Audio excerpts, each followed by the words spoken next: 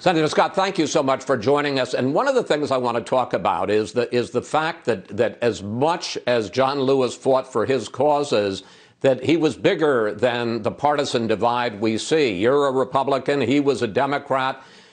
Talk about what unified you and what, if anything, divided you.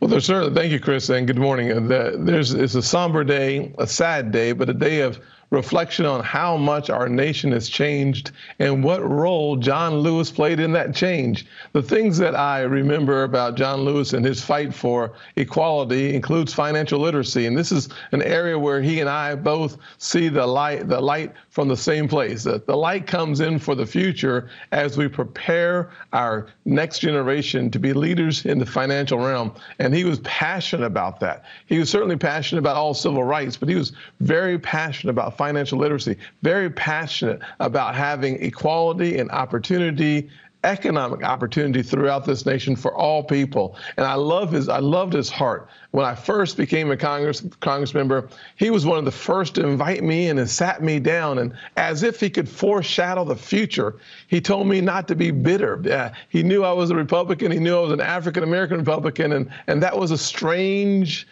beast in the world of Congress. And he was very paced and clear on his advice not to let the challenges of life and the bitterness of this congressional and political process to seep into my soul, where it would impact how I saw other people, that you only saw through the eyes of love. And that was a great lesson at the time. I didn't know how much I would need those words as I would spend the next several years reflecting on how powerful his words have been in my life. And frankly, in my first chapter of a book, I talked about John Lewis and this concept of not growing bitter in life, but getting better. That's easy to say, but having reflected on his life, so hard to do.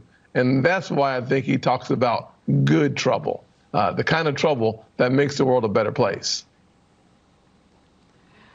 Senator Scott, it's Harris Faulkner with you now as we watch the plane, and they are getting ready to take the casket of John Lewis off the plane at Joint Base Andrews. So that will be up on the screen as you and I talk.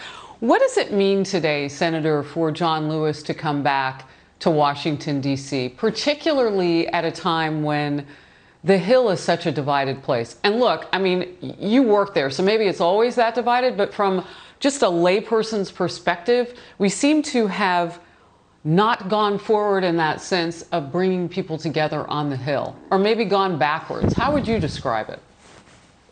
Well, there certainly is there's a polarizing factor, especially in presidential election years. But given that which has preceded this election process, the impeachment, global pandemic, and social and racial unrest, the combination of those events with high unemployment, with a lot of people not working, a lot of time on their hands, we're seeing the type of unrest that we haven't seen in 50 years. Here's what I hope that we also see today.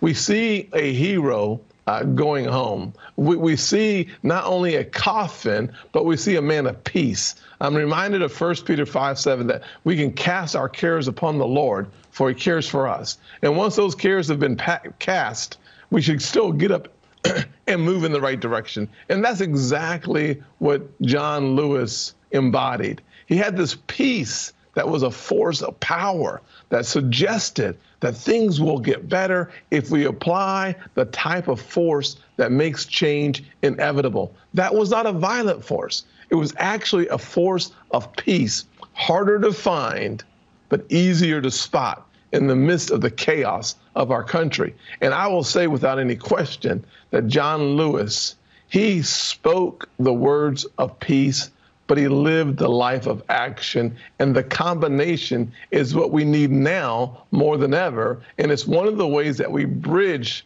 the polarized environment in Washington, D.C. It's by looking for common ground.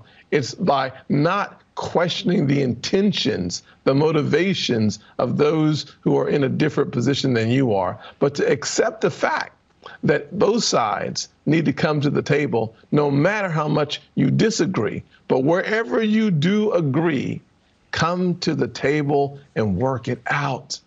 John Lewis, a man that lived that principle and dedicated his life to sharing that love. And believe me, love does conquer hate. We saw it in Charleston after the shooting at the Mother Emanuel Yes. Church, and we're going to see it again throughout this country because of people like John Lewis, who led this nation to her highest value, and that's a powerful thing. Senator Tim Scott today with words of healing and so much positivity and love for the future. If anybody is worried about the future, sir, they shouldn't be. You're in it, and so many who you mentor and who are around you are in it. Thank you for joining us today, and thank you for your words. Appreciate it. Thank you.